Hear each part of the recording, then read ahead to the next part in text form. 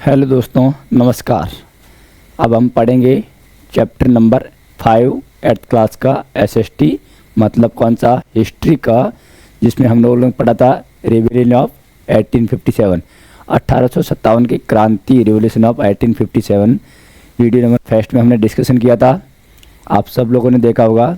नहीं देखा है तो आप लोग क्या करिए, उस वीडियो में प्लेलिस्ट में डाल रखा मैंने, 8th क्लास नाम से एसएसटी का प्लेलिस्ट बना रखी है। उसमें जाके आप लोग क्या करिए, चेक करिए, और वहाँ पर आपको जो 1857 का रेबेल है या विद्रोह है उसका वीडियो नंबर 1 डाल रखा है, उसको आप चेक करिए और वो देखना आपको।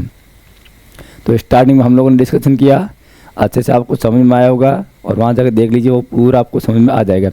मैंने नोट्स टाइप बनाया है, आप लोग क्या करिए, इस नोट्स को अपनी नोटबुक होगी आपके पास में, फेयर या रफ जो भी आप अलग से बनाइए, उसमें सब कंटेंट नोट करते जाइए, तो आपको आज एग्ज़ाम में कोई भी प्रॉब्लम नहीं आएगी। आपके हाफ ईयरली एग्ज़ाम हो गए या आपके जो एग्ज़ाम होते हैं सीबीएसई के जितने भी 8th क्लास के फाइनल एग्ज़ाम में भी, और अभी जो टर्म फेस्ट आ रहा है उसमें भी आपके काम आने वाला है। ठीक है, तो ये तो हमारे लिए क्या है, हम इसकी बात कर रहे थे इससे पहले वाले वीडियो में। और दूसरा, आप लोग कंटेंट आपको अच्छे लग रहा है, समझ में आ रहा है, अच्छे अंडरस्टैंडिंग बन रही है आपकी, एक लेवल पे आप लोग जा रहे हैं, तो इस चैनल को आप लोग क्या करिए, सब्सक्राइब करके रखिए। सब्सक्राइब करने आपका क्या जाता है, कुछ नहीं जाने वाला है, थोड़ा बहुत आपको बटन दबाना है और उससे सब्सक्राइब हो जाएगा, और फिर उसको बेल आइकन दबा के रखिए, जिससे आपको जब भी नेक्स्ट वीडियो में अपलोड करता हूँ चैनल के ऊपर, तो आपको क्या करना है, नोटिफिकेशन मिल जाता है उधर, और वहीं से आपको पता लगेगा कि सर ने वीडियो अपलोड कर दिया और हमें वीडियो देखना है। तो ये तो आपका क्या रहा, इससे सबसे रिलेटेड रहा। और दूसरा, आपको थोड़ा ध्यान देना है, इस चैनल को सब्सक्राइब करने के बाद में भी चैनल को शेयर भी करना, जिससे और लोग हमसे जुड़े। मैं इतना बेस्ट क्वालिटी का कंटेंट डालूंगा इसमें, धीरे धीरे, ज़्यादा टाइम नहीं लगेगा, कंटिन्यू वीडियो आएगा, ये हमारी गारंटी। ठीक है, ऐसा नहीं कि कब कुछ वीडियो डाल दिया बाद में नहीं डाला, कंटिन्यू धीरे धीरे चलता रहेगा। हिस्ट्री का, ज्योग्राफी का, सिविक्स का, इकोनॉमिक्स का, सबका 6th क्लास से लेकर 12th क्लास तक, विशेषकर जो आपकी बोर्ड क्लास है, 10th क्लास हो गया, 8th क्लास हो गया, और 6th क्लास का स्टार्टिंग। इसके अलावा जो कंपटीशन की तैयारी करते हैं, जैसे टीचर के रूप में CTET की, सेंट्रल एलिजिबिलिटी टेस्ट, उसमें भी हम लोग ये चैप्टर वगैरह डालेंगे, ये कंटिन्यू काम आएगा वहाँ पर भी। और इससे रिलेटेड जो क्वेश्चन आते हैं कंपटीटिव एग्जाम में, वो भी आपके आने वाले हैं। और ओलंपियाड जो हमारा एग्ज़ाम होता है, ओलंपियाड आपने नाम सुना होगा, गवर्नमेंट का भी होता है और प्राइवेट ओलंपियाड भी होते हैं, उसमें भी आप लोगों ने बहुत सारे फॉर्म फिल किया होगा SST का, सोशल साइंस का, तो वहाँ पर भी ये वीडियो हेल्प करेगा। वहाँ हिंदी इंग्लिश दोनों लैंग्वेज में रहेगा, तो आपको कोई भी प्रॉब्लम नहीं आएगी। हिंदी वाले भी आराम से इसमें नोट्स बनाइए और इंग्लिश वाले भी नोट्स बनाइए। ठीक है, तो ये तो हमारा कंटेंट से रिलेटेड बात होगी, चैनल से संबंधित। अब हम आते हैं हमारे चैप्टर के ऊपर, जो आपको अच्छे से रीड करना है, पढ़ना है। और कोई भी किसी को डाउट हो, वैसे डाउट में रहने नहीं दूंगा, मैक्सिमम डाउट इधर पढ़ाते वक्त आपको क्लियर कर लूँगा, बट फिर भी 100% किसी की श्योरिटी नहीं रहती है कि 100% हमने बोला और वही सब कुछ आपको समझ में आ गया। तब भी कुछ न कुछ डाउट रहते हैं, तो आप लोग वीडियो में कमेंट में जाके क्या करना है, मुझे कमेंट कर देना है। ठीक है, चलो आ जाओ अभी इधर। अब आगे देर का कौन सा, रेस्पॉन्स टू रिफॉर्म। जब हम पढ़ रहे थे 1857 की 1857 की क्रांति के बारे में, स्टार्टिंग बहुत सारे इसके रीजन देखे, इसके कारण क्या क्या थे, किस वजह से 1857 की क्रांति हुई थी, क्योंकि लोग परेशान थे। मैंने आपको बताया था क्या, कब का टाइम मैंने बोला था आपको, स्टार्टिंग वाला वीडियो में देर का है, 1757 से क्या हुआ, ब्रिटिश रूल स्टार्ट होता है, कंपनी का, ब्रिटिश ईस्ट इंडिया कंपनी का, और ये तक कहाँ तक आ गया था, 1857 तक आ गया। तकरीबन कितना ईयर, 100 वर्ष, 100 वर्ष का एक टाइम पीरियड हो गया। अब 100 ईयर में बहुत सारे ब्रिटिशर्स ने क्या किया, वर्क किया, कुछ डिसीजन लिए, और यहाँ के जो इंडियन पीपल थे, इंडियन जो सोल्जर्स थे, इंडियन जो रूलर थे, यहाँ के शासक वगैरह, उन लोगों को सबको समझ में आ गया कि ब्रिटिश एक्चुअल में इंडिया में क्या कर रहे हैं, हमारे लिए बेनिफिट है या ये हमारे लिए नुकसान में स्थिति बना रहे हैं। तो इसको लेकर उन्होंने क्या किया, ये चीज़ें हो गई। और इसके अलावा बाद में ब्रिटिश ने क्या किया, जो हमारे यहाँ ट्रेडिशन है, हिंदू रिलीजन होगा, मुस्लिम रिलीजन होगा, कास्ट को लेकर, हमारी जो ट्रेडिशन प्रथा को लेकर, कस्टम्स को लेकर, उन्होंने क्या किया, कुछ रिफॉर्म करना स्टार्ट किया। ब्रिटिश ने बोला नहीं, हम लोग तो इक्वलिटी की बात करते हैं, हम लोग तो क्या लिबरल है, आप लोग बहुत रिजिड है, आपका पुरातन वाली सिस्टम है जो क्या है, एक कंसिस्टेंट या फिर उसमें बंधा हुआ है। तो महिला को आपने सती प्रथा के नाम पर क्या किया, जला दिया किसी हस्बैंड की डेथ होने पर, या फिर आपने क्या किया, कोई महिला छोटी उम्र में उनकी क्या हो गई, हस्बैंड की डेथ होगी तो उनको लाइफ टाइम के लिए रीमैरिज नहीं कर सकती, विधवा रहेगी, वो विडो बन जाएगी। तो इसमें उन्होंने रिफॉर्म करना स्टार्ट किया। किसने? ब्रिटिशर्स ने। धर्म को लेकर थोड़ा इंटरफेरेंस किया, क्योंकि ब्रिटिशर्स चाहते थे कि हमारा रिलीजन बढ़े और इन लोगों में थोड़ा क्या है, ट्रेडिशन से बाहर निकल कर मॉडर्नाइजेशन हो, आधुनिकीकरण होना चाहिए। वो ऐसा अपना थॉट रखते थे। लेकिन हमारे लिए क्या था, हमारी जो पहचान थी, अस्मिता थी, आइडेंटिटी थी, उसको लेकर ये क्या कर रहे थे, ठेस पहुंचा रहे थे। हम लोगों को ऐसा लग रहा था। इस वजह से क्या हुआ, जो इन्होंने रिफॉर्म किया उसके प्रति हमारा क्या हुआ, रिएक्शन हुआ, रेस्पॉन्स आया। और वो रेस्पॉन्स 1857 रिबेलियन के रूप में, विद्रोह के रूप में आगे बढ़ा। अब ये देख रहे हैं आपको, एक व्यक्ति क्या कर रहा है, दूसरे व्यक्ति से क्या कर रहा है, बात कर रहा है। अब बात करते हुए क्या बता रहा है, बात करते हुए ये बता रहा है कि आपको ब्रिटिश गवर्नमेंट के खिलाफ क्या करना है, एक्शन लेना है, और हम लोग क्या करेंगे, प्लानिंग कर रहे हैं विद्रोह करने का। एक व्यक्ति क्या बता रहा है, देखो, sipahi exchange news and rumours in the bazaar of north India. North India में बाजार में, मार्केट में कुछ लोगों को, जो यहाँ सिपाही थे या सैनिक थे, जो 1857 रिबेलियन को करना चाहते थे, उसको आगे बढ़ाना चाहते थे, उन्होंने क्या किया, अपने अपने दूत भेज दिए किसी की अलग अलग वेश में, और वो दूसरे व्यक्ति को क्या करने लगे, बात करने लगे कि ऐसा होने वाला है, इतनी तारीख को हम लोग क्या करेंगे, ब्रिटिश गवर्नमेंट या ब्रिटिश ईस्ट इंडिया कंपनी के अगेंस्ट में विद्रोह करने वाला है, तो आप लोग भी हमारा क्या देना, साथ देना। तो ये क्या बना रहा है, न्यूज़ दे रहा है, और दूसरा रूमर्स फैला रहा है। रूमर्स का मतलब होता है अफवाह फैलाना। अफवाह होती नहीं, किसी ने बोला कि यहाँ पर बॉम्ब रखा, झूठी अफवाह फैला दो, वो अफवाह होती है। अफवाह मतलब कोई जिसमें कोई क्या बोलते हैं, ट्रूथ नहीं है, सत्य नहीं है, उसको अफवाह बोलते हैं। न्यूज़ का मतलब होगा कोई खबर को देना दूसरे को। तो ये पिक्चर इतना दिखा रही है, ये आपकी बुक्स में दिया, मैक्सिमम पिक्चर मैंने आपको टेक्स्ट बुक्स में से निकाली है। जो आपकी पिक्चर को लेकर कुछ क्वेश्चन आ गया तब आपको समझ में आएगा ये पिक्चर कौन से चैप्टर की है या क्या बता रही है, किससे रिलेटेड है, ये आपको जान देना है। अब यहाँ पर देखो, अब यहाँ क्या बात करा, British passed law to stop the practice of sati, बताऊंगा आगे, and to encourage the remarriage of widow. अब यहाँ पे क्या किया, ब्रिटिशर्स ने, अंग्रेज लोगों ने क्या किया कि हम लोग तो उदारवाद, ये लिबरल लोग हैं, हमारे यहाँ कोई वीमेंस को किसी हस्बैंड के पीछे उसकी डेथ होने के बाद में मारा नहीं जाता है, और वो रीमैरिज भी कर सकती है, वो विडो नहीं रहेगी, विधवा नहीं रहेगी। लेकिन आप लोगों ने क्या सिस्टम बना रखा है, किसी महिला की हस्बैंड की डेथ हो गई तो उस महिला को ही जला दो। ऐसे मूवी देखने आपका राजा राम मोहन राय, हम लोग चैप्टर पढ़ेंगे जब caste, women's caste and reform के बारे में आएगा तब मैं डिस्कशन करूंगा इधर। तो इन्होंने क्या किया, इस सती प्रथा को बैन कर दिया। कब बैन किया भाई, सती प्रथा का मतलब क्या हुआ, किसी महिला को उसके हस्बैंड की डेथ होती है तो उसके पीछे उसको जला देना, उसके साथ में, उसको बोलते सती होना। और ये हमारे जो अपर कास्ट वगैरह थी उसमें ज़्यादातर ये क्या था, ट्रेडिशन था। अब ये 1829 में क्या किया, ये डेट याद रख लेना बच्चों, राजा राम मोहन राय ने क्या किया, एफर्ट लगाया, प्रयास किया, और राजा राम मोहन का कहने पर लॉर्ड विलियम बेंटिंग ने क्या किया, इस सती प्रथा को स्टॉप किया कि आज के बाद कोई भी व्यक्ति की डेथ होने पर उसको हस्बैंड के साथ नहीं जलाएगा। आज से सती प्रथा को क्या किया जाता है, बैन किया जाता है। समझा रहा नहीं आ रहा, बैन कर दिया। कब, 1829, याद रहेगा 1829, 1829 में सती को स्टॉप किया किसने, ब्रिटिश गवर्नर ने। और उस समय गवर्नर जनरल कौन था, बंगाल का गवर्नर जनरल था, याद रखना, लॉर्ड विलियम बेंटिंग। कौन था, लॉर्ड विलियम बेंटिंग। बेंटिंग बैठा हुआ था और बाद में खड़ा हुआ और क्या बोला, आज के बाद सती प्रथा स्टॉप। कब, 1829, ये याद रख लो। सेकंड क्या देर का है, यहाँ पर जो रीमैरिज होती है विडो की, इसको भी उन्होंने क्या किया, स्टार्ट किया। पहले ये बैन था कि कोई भी महिला की हस्बैंड की डेथ हो गई उसके बाद महिला सारे जीवन क्या रहेगी, वाइट कपड़े पहनेगी, बाल उसके नहीं होंगे, मुंडवाले की, सिर मुंडवाले की, और ऐसे करके उसको क्या विधवा बना देते थे विडो को।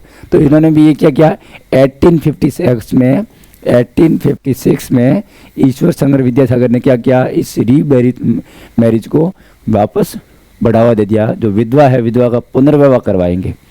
तो ये भी ब्रिटिश ने क्या किया, स्टार्ट कर दिया। और हिंदू लोगों को लेके आता ये गलत था कि हम लोग तो मानते हैं कि महिला हो गई मतलब उसका हस्बैंड खत्म हो गया और वो अब विधवा हो गई तो वो विधवा रहेगी पूरी लाइफ टाइम। लेकिन यहाँ देखा कि छोटी उम्र है उसकी तो वो वापस क्या कर सकती है, दोबारा विवाह महिला का होना चाहिए। वो क्यों, पुरुष क्यों नहीं रहता फिर, ये भी गलत है। अब इसका हम डिस्कशन करेंगे कब, जब आपको चैप्टर पढ़ाऊंगा इससे नेक्स्ट वाला, तब हम डिस्कशन करेंगे। अब यहाँ देखो English language education was promote. अब यहाँ पर क्या गया, इधर ध्यान दो, 1835 में लॉर्ड विलियम बेंटिंग था, उसमें लॉर्ड विलियम बेंटिंग, और उसी टाइम में क्या आता है, लॉर्ड थॉमस बेबींगटन मैकाले, मैं हूँ काला आपके लिए क्या लेके आया हूँ, इंग्लिश एजुकेशन। और वो कब लेकर था, 1835 में। उसको लॉ मिनिस्टर बनाया जाता है और वो इंडिया में क्या करता है, इंग्लिश लैंग्वेज को प्रमोट करता है, लागू कर लेता है। स्टार्टिंग में अपर लेवल पर, अपर का मतलब कॉलेज में, कहाँ करेगा, कॉलेज। इसको हम लेकर डिस्कशन करेंगे। कॉलेज में क्या किया, इंग्लिश लैंग्वेज को स्टार्ट किया इंडिया में सबसे पहले किसने, लॉर्ड थॉमस बेबींगटन मैकाले। याद रहेगा, मैं हूँ काला आपके लिए क्या लाया हूँ, गोरी गोरी एजुकेशन, जिसका नाम क्या था, इंग्लिश एजुकेशन। और वो कब, 1835 में। इतना याद रखो, 3 और 5 कितना, 8 बना तो 8 और 1, 1835 याद रखो, 1835 में। तो ये भी कौन लेकर आया, ब्रिटिशर्स लेकर आ गए। चलो और क्या कर रहे हैं ये लोग। फिर सेकंड में क्या किया, the company allowed Christian missionaries to function freely and even own land and property. अब जो कंपनी है, कंपनी एक तरफा काम नहीं करी। कंपनी की स्टार्टिंग मैंने क्या बताया, स्टार्टिंग के चैप्टर जरूर देखना वीडियो, यदि नहीं देखा तो मैं दोबारा वीडियो अपलोड करूंगा, उसमें आप देख लीजिए। तो इसमें क्या किया, कंपनी ने क्या किया, जो ट्रेड के रूप में काम करी थी भाई, इंडिया में क्या करी थी भाई, कंपनी कर रही थी ट्रेड। ट्रेड का मतलब होगा व्यापार। लेकिन ये व्यापार करते अगर मौका देखा कि इंडियन लोग आपस में झगड़ रहे हो, तो हम लोग क्या करेंगे, इस पावर को, पॉलिटिकल पावर को अपने हाथ में ले देते। और ऑथराइज किसके पास हो गई, ब्रिटिशर्स के पास चलेगी, ईस्ट इंडिया कंपनी के पास चलेगी। और ये ट्रेडिंग कंपनी से क्या बन गई, पॉलिटिकल कंपनी बन गई, रूल करने लगी। ट्रेड तो कर रही है, साथ में रूल भी कर रही है। इसने देखा नहीं, अब रूल से काम नहीं चलेगा। हम लोग क्यों ना ऐसा करते हैं, इन लोगों को कल्चरल रिलीजियस के अंदर भी इंटरफेरेंस करते हैं। जिससे क्या होगा, इन लोगों की जो दिखने में तो ये इंडियन है, लेकिन इनकी आइडियोलॉजी कैसी होगी, हमारे जैसे होगी। माइंड से कौन बनाओ, ब्रिटिशर्स बनाओ, दिखने में इंडियन और माइंड से कौन, ब्रिटिशर्स। तो हम लोगों को क्या करेंगे, मेंटली ये लोग सपोर्ट करेंगे और हम लोग लंबे समय तक क्या कर पाएंगे, इंडिया के ऊपर रूल कर पाएंगे और हमारा ट्रेड आराम से चलेगा। ये इन लोगों की पॉलिसी थी। तो इन लोगों ने क्या किया, तो इनकी जो क्रिश्चियन जो मिशनरीज है ना, इनको परमिशन दी कि आप इंडिया में आइए और यहाँ पर क्या करिए, अपने धर्म का, अपने क्रिश्चियनिटी का प्रचार करिए, स्प्रेड करो, इसको फैलाओ सब लोगों को। जो लोग कौन सा हिंदू धर्म, मुस्लिम धर्म या बुद्धिस्ट वगैरह ये धर्म अच्छे नहीं है, हमारा जो रिलीजन है वो बेस्ट है। और उसमें उन्होंने क्या दिया, लालच दिया, लॉलीपॉप दिया कि आप इधर आइए, हम आपको बेस्ट फैसिलिटी देंगे, आपको बहुत सारे राइट्स देंगे, आप लोगों को क्या बनेगा, लाइफ अच्छी बनेगी। ऐसे करके उन्होंने क्या किया, हमारे सामने रखा।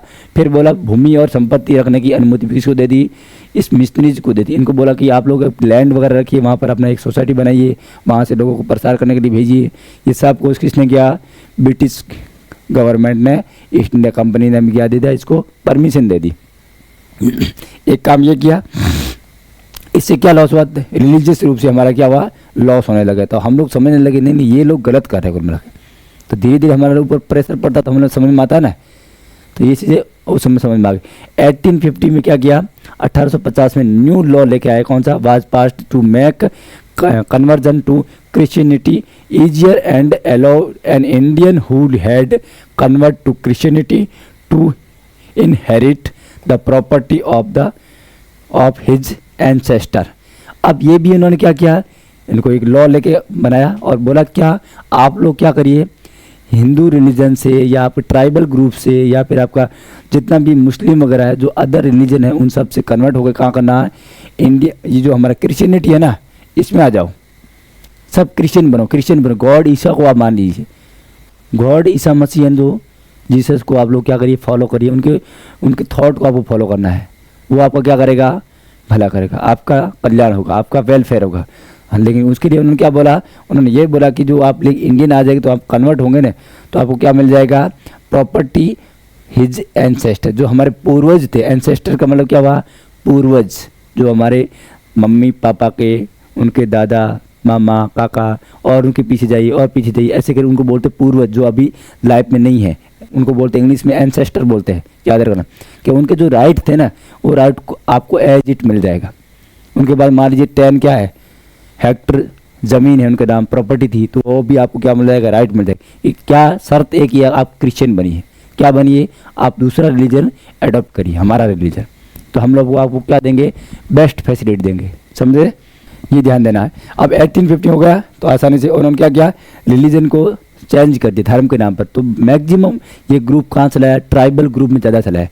4th नंबर आप चैप्टर पढ़ना बिरसा मुंडा वगैरह, वहाँ पर भी इन्होंने सबसे ज़्यादा, क्योंकि वो लोग तो नेचर को मानते हैं, उनके पास अच्छी क्वालिटी नहीं थी, एजुकेशन नहीं थी, उनको प्रॉपर्टी की वगैरह नहीं थी, तो उनको बोला आप लोग क्या करिए, क्रिश्चियनिटी बन जाइए। क्रिश्चियन बनेंगे तो हम लोग आपको क्या देंगे, बेस्ट फैसिलिटी देंगे, एजुकेशन देंगे, आपको अच्छी हेल्थ देंगे, आपको पीने की व्यवस्था करेंगे, पानी की, आपके लिए आने जाने की व्यवस्था करेंगे, आपको रहने की घर की व्यवस्था करेंगे। ये सब कौन कौन करेगा, ब्रिटिश गवर्नमेंट करेगी। आप लोग केवल एक काम करना है, आप दूसरा रिलीजन को छोड़ दीजिए और हिंदू से, मुस्लिम से, जितने भी अदर रिलीजन है ट्राइबल वगैरह, वहाँ से क्या कर दो, कन्वर्ट होकर क्रिश्चियन बन जाओ। समझ आया? तो उनको लगा हाँ अच्छी बात है, तो हम क्यों ना कन्वर्ट हो जाएंगे, इसमें रहेगा हमारा कौन सा बेनिफिट हो रहा है। तो उन्होंने कन्वर्ट कर दिया, इससे धीरे धीरे क्रिश्चियनिटी बढ़ने लगी आगे। तो ये भी हमारे लिए क्या था, 1857 का जो रिवेल है, विद्रोह है, रिवोल्यूशन है, उसके पीछे का रीजन था। तो इसमें मैक्सिमम पार्ट हमारा हो गया। अब यहाँ क्या बोल रखा है, यहाँ बोल रखा है through the gaze of the people, लोगों की नज़र से। मतलब क्या हुआ, लोगों की नज़र से क्या क्या इसमें होने वाला था। एक उन्होंने कहानी दे रखी है, स्टोरी दे रखी है, थोड़ा सा वो आपको समझ लेना है। आपके पास टेक्स्ट बुक्स होगी, उसमें निकालिए और चैप्टर को और वहाँ से रीड कर लेना है। केवल ऐसा नहीं कि मैंने आपको नोट्स लिखवा दिया और आपका काम हो गया, आप जाके आराम से सो गए कि सर अपने सर ने नोट्स लिखवा रखा है, एग्जाम में जहाँ भी आएगा हम लोग कर देंगे। लेकिन केवल हिस्ट्री का मतलब ये नहीं कि केवल आप नोट्स लिख दिया और काम एग्जाम में पास हो गए और आप आगे चले गए, नहीं। हिस्ट्री में बहुत सारी स्टोरी है। क्या है, स्टोरी है। तो स्टोरी को आपको क्या पढ़ना पड़ेगा, इसको पढ़ना समझना ज़रूरी है, समझ रहे ना, जो हमारी लाइफ में काम भी आनी चाहिए। तो ऐसे कुछ कुछ कंटेंट दे के उसको आप लोगों को समझना जरूरी है। उस टाइम के लोगों ने क्या किया, कुछ बुक्स वगैरह लिखी और उसमें उन्होंने बताया। अब यहाँ क्या दे रखा है, द लिस्ट ऑफ 84 रूल, मतलब नियमों की क्या है, 84 का मतलब क्या हुआ, 84 नियमों की सूची दे रखी है, लिस्ट दे रखी है। इसके बारे में एक व्यक्ति है जिसका नाम क्या है, ब्राह्मण था, विष्णु भट्ट गोडसे। नाम क्या बच्चों, विष्णु भट्ट गोडसे। उसने क्या किया, एक बुक लिखी जिसका नाम क्या था, माझा प्रवास। देखो इधर माझा, उसने क्या बुक्स लिखी, माझा प्रवास। माझा प्रवास का मतलब क्या हुआ, माइग्रेट, माइग्रेट, मेरे कोई प्रवास करना कहीं दूसरी जगह। माझा का मतलब होता है माई, मेरा प्रवास। बुक्स इसने लिखी। क्वेश्चन आता है भाई, याद रखना, एग्जाम में क्वेश्चन आता है, चाहे कोई भी कंपटीशन का एग्जाम हो या फिर आप स्कूल के लेवल का एग्जाम हो, वहाँ पर टीचर होगा या फिर एग्जामिनर आपसे क्वेश्चन पूछना है कि माझा प्रवास बुक्स के लेखक कौन है, ऑथर कौन है। तो ऑथर याद रखना कौन है, एक ब्राह्मण था जिसका नाम था विष्णु भट्ट गोडसे। विष्णु भट्ट और गोडसे, नाम क्या, माझा प्रवास बुक्स का।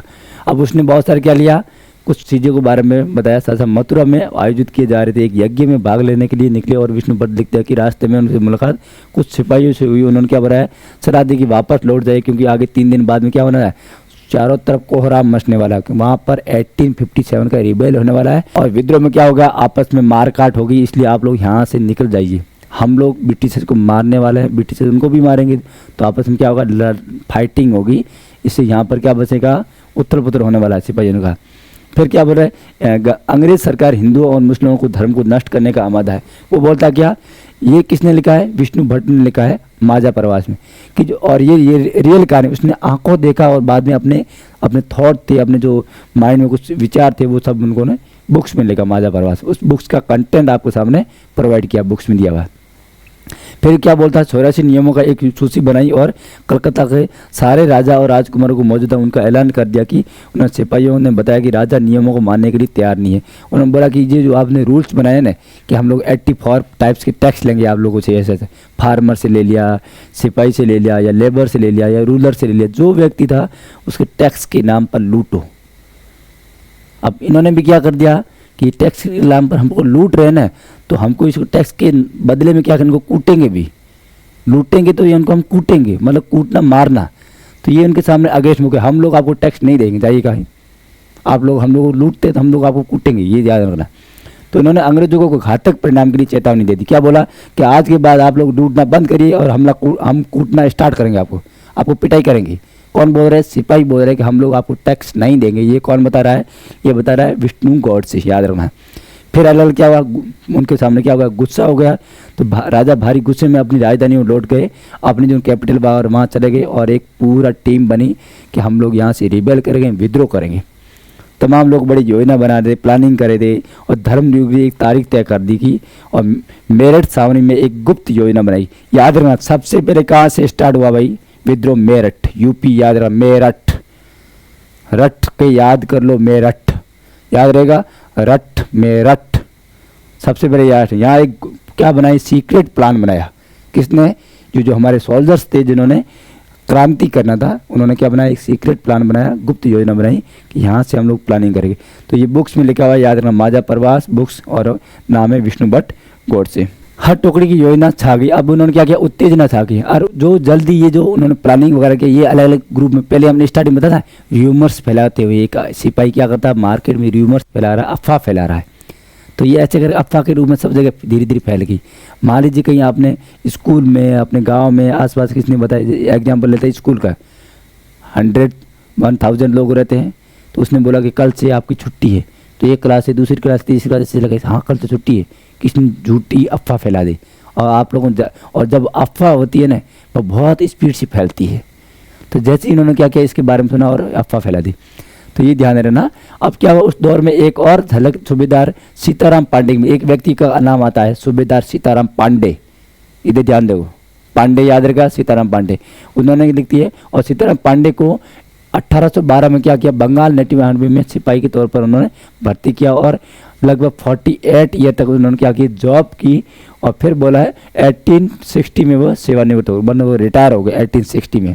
तकरीबन 48 ईयर तक उन्होंने क्या किया, जॉब की, किसमें, ब्रिटिश गवर्नमेंट के अंदर रहते हुए इंडियन आर्मी में काम किया था, याद रखना। और नाम क्या है, सीताराम पांडे। फिर वो निवार्थ हो उनको बगावत को दबाने के लिए ब्रिटिश की मदद की। हालांकि उनका अब ये क्या गया, जो है ना, ये सीताराम पांडे ये ब्रिटिश गवर्नमेंट का सपोर्ट करता है कि जो विद्रोह है उनको दबाता है। लेकिन इनके बेटा था जिसका क्या करता, सिपाही जो थे उनको, विद्रोही थे, रिबेलियन, उनके साथ में काम कर रहा था। तो ऐसी हालत हो गई, सीताराम पांडे के सामने ही उस बेटे को गोलियों से भून दिया गया। किसने, ब्रिटिशर्स ने। अब आप ध्यान दीजिए, अपने पिता के सामने ही अब उसके पिता के बच्चे को मारा जा रहा है, तो कैसी हालत उसकी होगी। तो ये 1857 का रिबेलियन है भाई।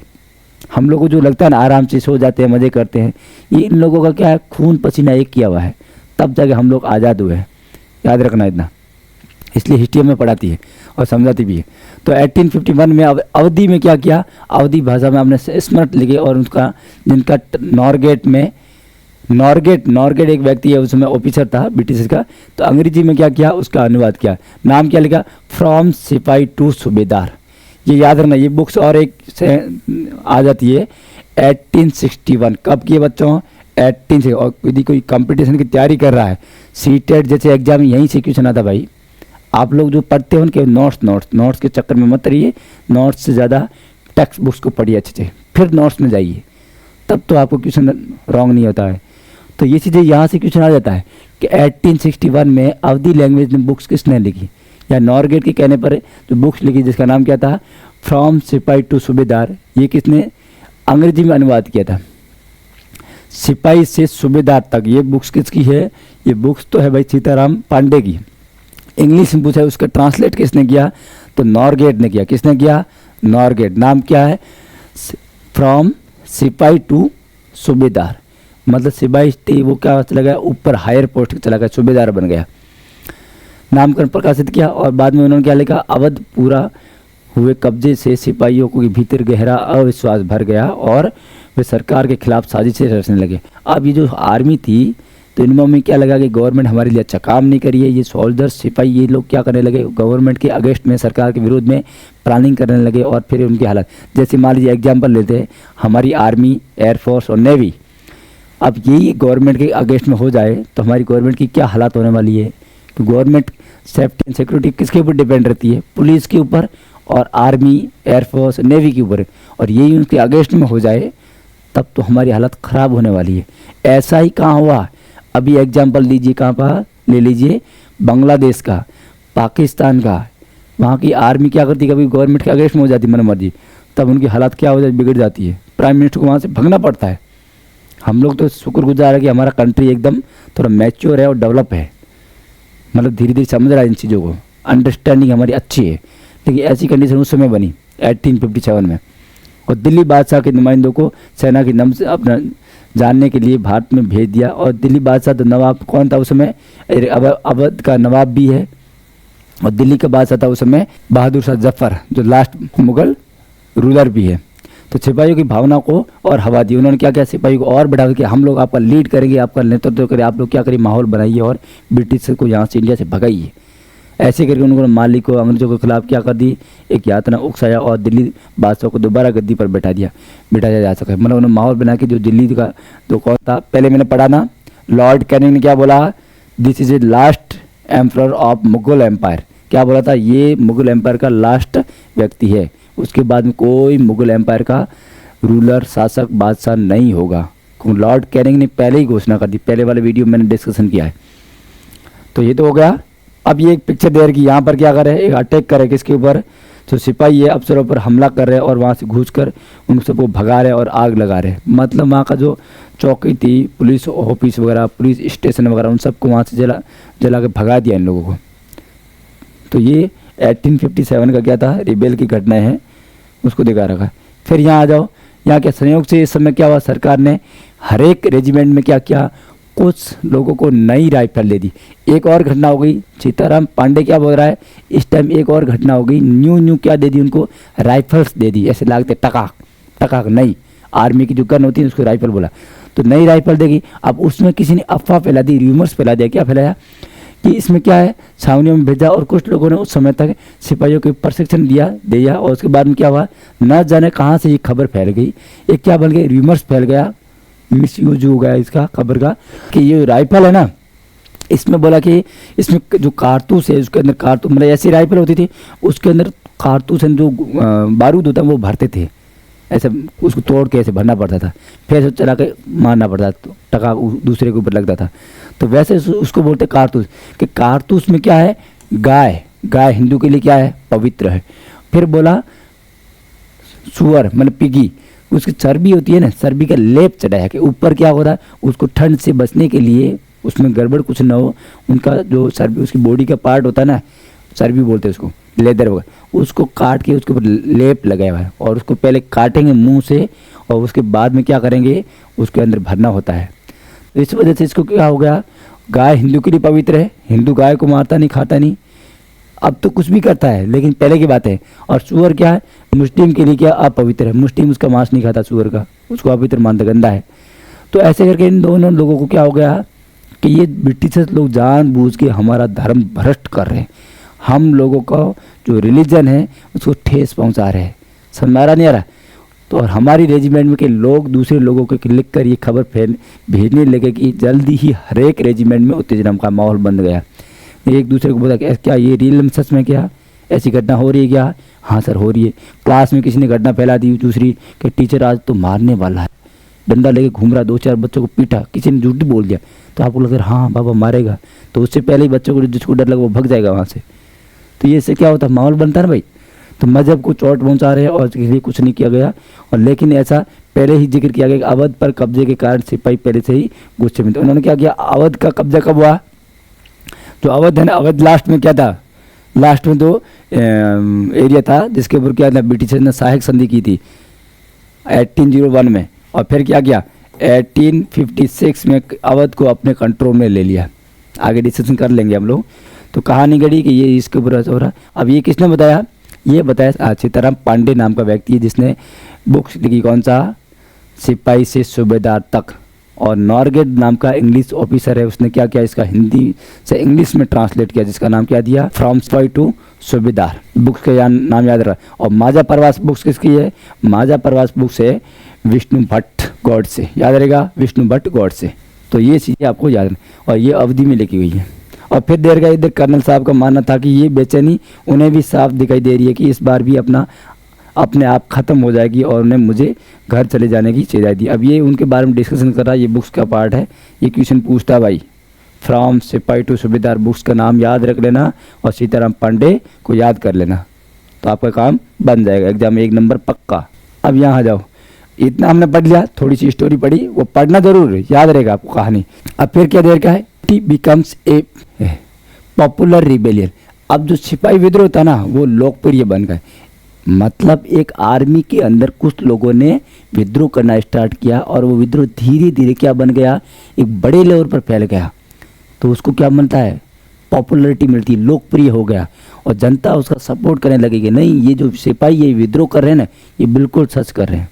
मान लीजिए एक स्कूल है और वहाँ पर एक टीचर है, मान लीजिए प्रिंसिपल या कोई ऑथर वगैरह, वो क्या करता है स्कूल में सबको डंडा मार कर चलाता है, चलो अब डंडा हिटलर की तरह चलाता है।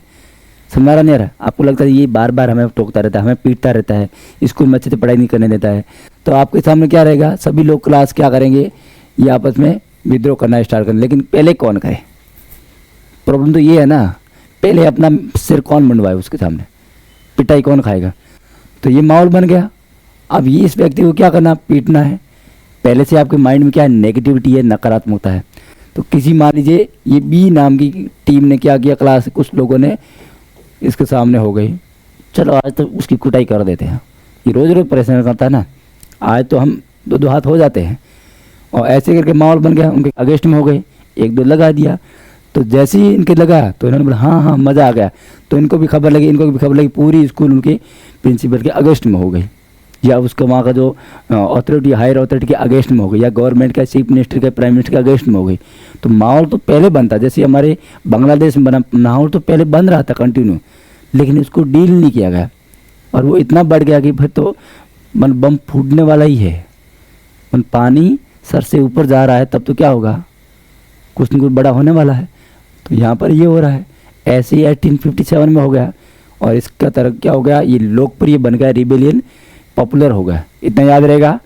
और क्योंकि इसमें फार्मर, किसान, महिलाएं, बच्चे, बुजुर्ग, सब लोग जो जिसको जितनी हेल्प कर सकते थे वो इसमें करने लगे। और ब्रिटिशर्स जो ऑफिसर थे, ब्रिटिशर के लोग थे, उन लोगों को सपोर्ट करना बंद किया और एक दूसरे को पीटना स्टार्ट किया।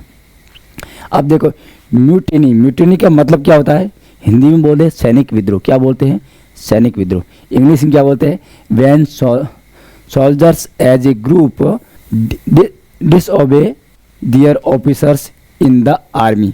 मतलब क्या होगा, एक आर्मी होती है ना बच्चों, उस आर्मी में क्या होता है, एक ऑफिसर होता है इधर।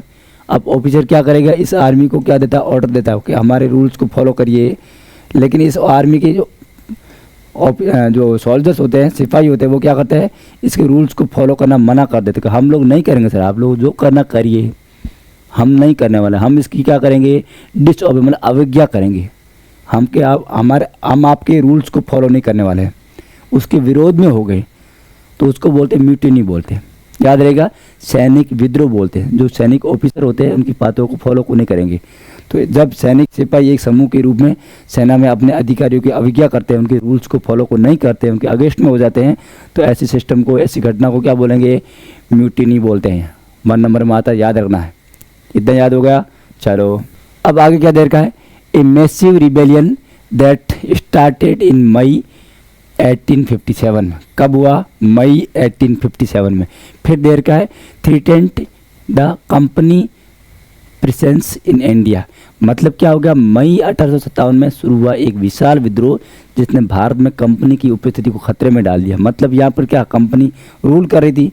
स्टार्टिंग में 1 सितंबर में डिस्कशन किया है, जो हमारी इंडिया में कितनी कंपनी आई थी, 5 कंपनी आई। कितनी आई बच्चों, 5, जो हमारे लिए क्या बन गई, खास 5।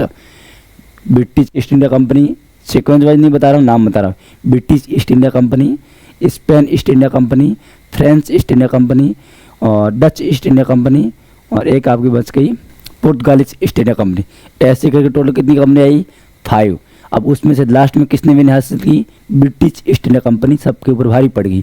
और ये कंपनी इंडिया में क्या करने लगी, रूल करने लगी। ट्रेड से क्या कर गया, रूल। 2nd चैप्टर पर ट्रेड टू टेरिटरी। और ये रूल उनके लिए अब क्या होने लगा, इंडिया में रहना उनके लिए खतरा हो गया। समझो, इधर धमकी हो गई, थ्रेटेंड। अब उनको लग रहा कि हमारी स्थिति डोलने वाली, हमारा सियासन डोल रहा है, जनता क्या कर रही है, प्लान कर रही है आपके ऊपर अटैक करने का।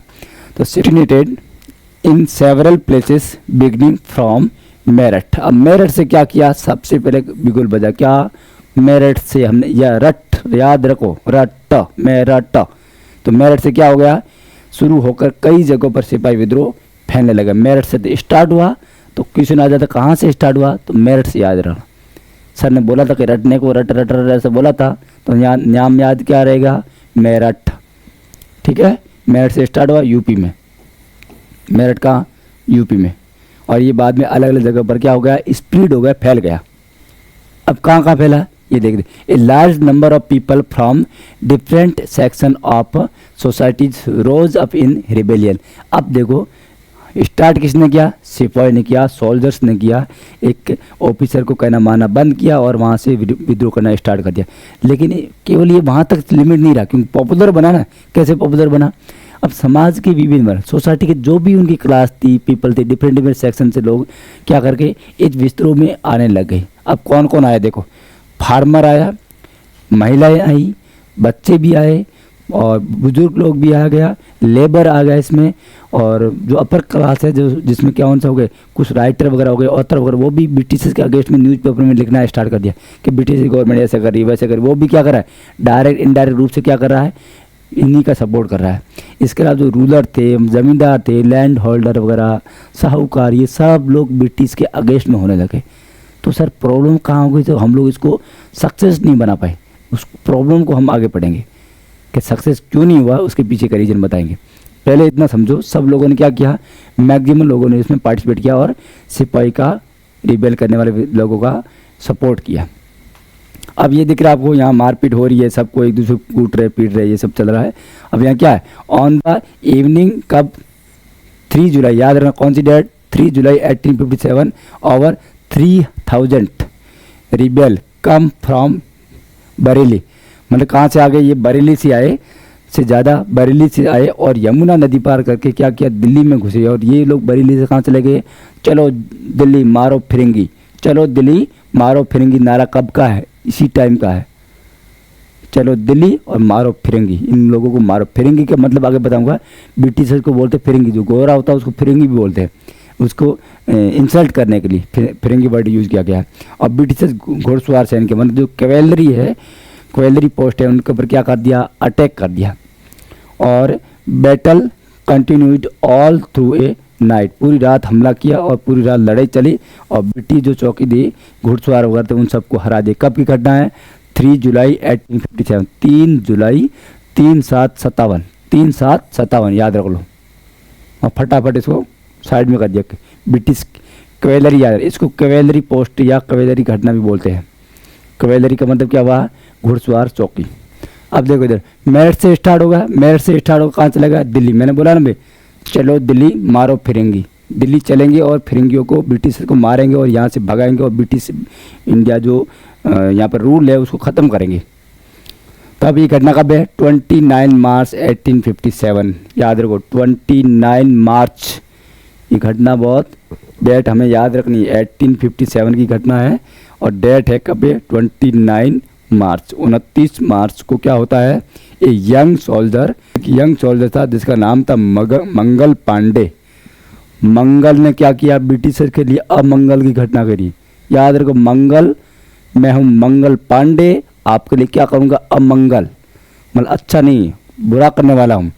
तो was a hanged to death for attacking his officer in Barrackpore सावनी बंगाल में। ठीक है ना।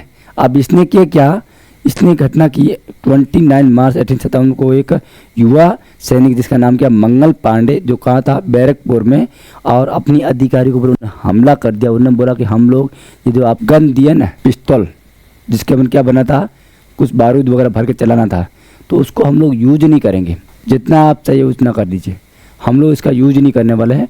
और जब उन्होंने बोला, फोर्स किया, उसके बाद दबाया, प्रेशर दिया, तो इसने क्या किया, उनकी हत्या कर दी, ठिचू खत्म। मंगल पांडे मूवी देखना, आपको याद आ जाएगा। और इसके कारण क्या दी, उसको फांसी दे दी। फांसी कब दे दी, 29 मार्च को। कब दी, मंगल पांडे को। याद, ये मंगल पांडे है, और इस मंगल पांडे ने क्रांति की शुरुआत की थी, सबसे पहले यही करता है। अब ये घटना होने के बाद में क्या होता है, अब ये घटना होने के बाद में सम डेज, कुछ समय के बाद में, later some sipahi of the regiment at Meerut refuse to do the army drill using the new cartridges. मतलब क्या हुआ, जो कार्टेज वगैरह होता है जिसमें कारतूस बोलते हैं, तो which were suspected of being coated with the fat of cow and pig. मतलब ये घटना क्या हुई, कुछ समय के बाद में मेरठ में रेजिमेंट में कुछ सिपाहियों ने नए कारतूस मतलब कारतूस का उपयोग करने से मना कर दिया। उसका क्या, हम लोग इसका प्रैक्टिस नहीं करेंगे, इनकार कर दिया और उन पर गाय और सूअर की चर्बी होने का संदेह था। इनको क्या था, कुछ सस्पेक्ट हो रहा था कि ये क्या है, संदेह। सस्पेक्ट मतलब होता संदेह होना कि ये जो काऊ है और ये सूअर पिगी है ना, इसका चर्बी यूज किया। किसने, इन लोगों ने यूज किया। कॉटेड का मतलब था चर्बी, ठीक है। तो ये यूज किया, इसलिए हम लोग इसका यूज नहीं करें। इससे हमारा धर्म, हमारा रिलीजन क्या हो रहा है, करप्ट हो रहा है, भ्रष्ट हो रहा है। इसलिए हम इसको यूज नहीं करेंगे, मना कर दिया। अब मना करेंगे तो क्या होगा, ब्रिटिश के ऑफिसर को मना करना मतलब क्या होगा, उनको चैलेंज देना है। सिंपल सी बात है, चैलेंज देंगे तो फिर क्या होगा, वॉर होने वाला है। फिर आगे क्या होता है, 9 मई, ये डेट कौन सी है, 9 मई को क्या हुआ, 85 sipahi were dismiss from service and sentenced to 10 year in jail for disobeying their officer. मतलब क्या हुआ, इन लोगों ने मना किया ना कि हम लोग क्या करेंगे, जो आप लोग कारतूस वगैरह हमें दिया, इसका हम चर्बी की जो लगा रखी है, इसके कारण हम लोग इसका यूज नहीं करके, इसको मुंह से खोलना पड़ता था, इसका यूज नहीं करेंगे। तो इसके अगेंस्ट में क्या हुआ, ब्रिटिश गवर्नमेंट ने एक्शन ले लिया। क्या एक्शन लिया, कितने लोगों को, 85, कितने लोगों को भाई, 85 सिपाही को क्या किया, डिसमिस कर दिया सर्विस से, कि आप लोग सर्विस से निकाल दिया उन लोगों को। और फिर क्या, बर्खास्त करने के बाद 10 ईयर की उनको क्या मिल गई, जेल मिल गई। किन लोग, 85 सोल्जर्स को 10 ईयर की सज़ा हो गई। एक ये घटना हो गई। अब ये 10 मई को क्या होता है, सैनिक ने मेरठ की जेल तक मार्च किया और कैद सिपाहियों को रिहा कर दिया। अब ये क्या हुआ, 10 मई को क्या किया, जो सोल्जर्स थे और बचे हुए सोल्जर्स, उन लोगों ने क्या किया, इसके अगेंस्ट में क्या किया, मार्च निकाला। उसको marches to jail and in Meerut और रिलीज द इम्प्रिजन्ड सिपाही। जो सिपाही थे कैद में, कैदी जो सिपाही थे उन सबको क्या रिहा करवा दिया वहाँ से। ये घटना कब हुई, ये हुई 10 मई को हुई। और इन लोगों को जेल कब डाला, 9 मई को। और दूसरे दिन क्या हो गया, चलो बाहर। मतलब जब आर्मी अगेंस्ट में होती तो आपको प्रेशर पड़ता है, सपोर्ट मिल जाता है उनको। फिर आगे क्या होता है, the soldiers forced their way into the red fort. Red fort कहाँ है बच्चों, रेड फोर्ट है न्यू दिल्ली में, याद रखना, एक न्यू दिल्ली में भी है और एक आगरा में भी है। और फिर देर का proclaimed Bahadur Shah Zafar as their leader. अब उन लोगों ने क्या किया, ये लोग मेरठ से चले गए कहाँ, मेरठ से चले गए कहाँ, दिल्ली। चलो दिल्ली मारो फिरंगी। तो ये नारा याद रखना कब का, 1857 का है। और यहाँ से उन्होंने मेरठ से कहाँ चले गए, ये लोग दिल्ली चले गए। और वहाँ पर कौन है, बहादुर शाह जफर है, जिसको लॉर्ड कैनिंग ने बोला कि ये लास्ट मुगल साम्राज्य का सम्राट रहेगा। तो उसी को क्या कर दिया उन्होंने, परमानेंट वापस बनाया, क्या अपना लीडर बनाया, कि आज के बाद मुगल एम्पायर का जो बादशाह होगा वो हमारा लीडर बनेगा। उस समय थे बहादुर शाह जफर को क्या बना दिया, लीडर बना दिया। किसने, सोल्जर्स ने। इसका मतलब क्या हुआ, अब उनको मिल गया एक लीडर। लेकिन इसकी एज क्या थी, इतनी ज़्यादा थी कि ये हैंडल नहीं कर पाएगा, 80 के आसपास था, बूढ़ा व्यक्ति था। फिर भी उन्होंने लीडर बना, एक नाम के नाम में, एक आइडेंटिटी के नाम पर उनको लीडर बना दिया। फिर क्या बोला, the engaging emperor accepted the demand. अब उन्हें बहादुर शाह जफर ने क्या कर दी, डिमांड एक्सेप्ट कर दी। And wrote letter to all chief and ruler of the country to come forward and organize a confederacy of Indian state to fight the British। अब ये जो लीडर है कौन, बहादुर शाह जफर। अब इसका भी नाम था, काम तो कुछ था नहीं बेचारे का, लेकिन नाम तब भी चल रहा था उसका। इस नाम के आगे उन्होंने क्या किया, अपना एक लेटर लिखा और सभी जितने भी उनके मुगल एम्पायर के नीचे जो लोग थे, प्रमुख थे, जो लीडर थे, चीफ थे, उनको बोला कि आप लोग क्या करेंगे, दिल्ली आएंगे और ब्रिटिशर्स के लड़ने के लिए भारतीय राज्यों को एक संघ बनाना है। संघ का मतलब कि कन्फेडरेशन बना दिया कि हम लोग सब मिल के क्या करेंगे, अवध हो गया, बंगाल हो गया, मेरठ हो गया, झांसी हो गया, जितने भी जो आसपास के एरिया थे उन सबको बोला कि आप लोग एक फेडरेशन बनाइए, कन्फेडरेशन। और फिर हम मुगल ब्रिटिशर्स के अगेंस्ट में क्या करेंगे, वॉर करेंगे और ब्रिटिशर्स को यहाँ इंडिया से बाहर करेंगे। तो ये उन्होंने प्लानिंग कर दी। कब, ये है कब की, 10 मई की। वहाँ चले गए दिल्ली, क्यों, उनको सपोर्ट मिल गया आर्मी का। अब उसके बाद में क्या करना है भाई, द रिबेलियन स्प्रिट, बगावत फैलने लगी। अब धीरे धीरे क्या बन रहा है, British government, British east India company के अगेंस्ट में क्या बन रहा है, माहौल बन रहा है, स्प्रीड हो रहा है, विस्तार हो रहा है। तो ये हम पढ़ेंगे नेक्स्ट वाले वीडियो में पढ़ेंगे। आपको समझ में आ रहा नहीं आ रहा है, हाँ थोड़ा मैं धीरे चल रहा हूँ क्योंकि ये नया कंटेंट है और अच्छे से आपको समझ में आना चाहिए। 8th क्लास के अकॉर्डिंग चल रहा हूँ। यदि 8th क्लास के आप ऊपर के हैं तो आप बुक्स अच्छे से पढ़िए, फिर इस नोट्स को नोट कर लीजिए फटाफट स्पीड से। और किसी को लग रहा है टाइम मेरा एक्सपेंड हो रहा है तो आपको क्या करना है, यूट्यूब पे बहुत सारे सिस्टम दे रखे, इसकी स्पीड को बढ़ा सकते, प्ले स्पीड बढ़ा के आप देख सकते हैं आराम से। और नोट्स ज़रूर बनेगी बच्चों, नोट्स बनेगा तो वो आपके लिए काम आएगा एग्जाम में फटाफट रिवीजन करने में। और एग्जाम से पहले रिवीजन होता है तो हमारे लिए क्या होता है, अच्छे मार्क्स आने के चांस बढ़ जाते हैं। ठीक है ना, तो अच्छे से कर लीजिए। और कहाँ कहाँ मैं कुछ पॉइंट बता रहा हूँ वो आपको नोट करके रखना है। और एग्जाम में ऑब्जेक्टिव टाइप के क्वेश्चन आते हैं तो वहाँ पर आपका एक भी क्वेश्चन रॉन्ग नहीं होना चाहिए। हमारे बुक्स से बाहर आता है तो अलग बात, लेकिन अंदर आया वो हमारा रॉन्ग नहीं होना चाहिए। ठीक है, तो अच्छे से पढ़िए, टाइम निकाल के वीडियो पूरा देखिए और हो सके तो इसको चैनल को सब्सक्राइब करके आगे फॉरवर्ड भी करिए। लोगों को बताइए कि हम लोग अच्छा कंटेंट प्रोवाइड करा रहे हैं, पढ़ा रहे हैं। और लोग जुड़ेंगे तो सोशल साइंस को भी क्या मिलेगा, साइंस और मैथ के बराबर स्टेटस मिल जाएगा। और मिलेगा, हम लोग पूरी 100% देंगे तो मिलेगा। सोसाइटी में सोशल सब्जेक्ट इंपॉर्टेंस रखता है तो और रखेगा भी, उसके लिए बेस्ट टीचर की आवश्यकता है और टीचर हम लोग ट्राई करेंगे आपके लिए। ठीक है, ओके बाय। और मस्त रहिए, खुश रहिए, मज़े करिए आराम से और अपने देश का फ्यूचर के लिए आगे तैयार हो जाइए। चलो बाय।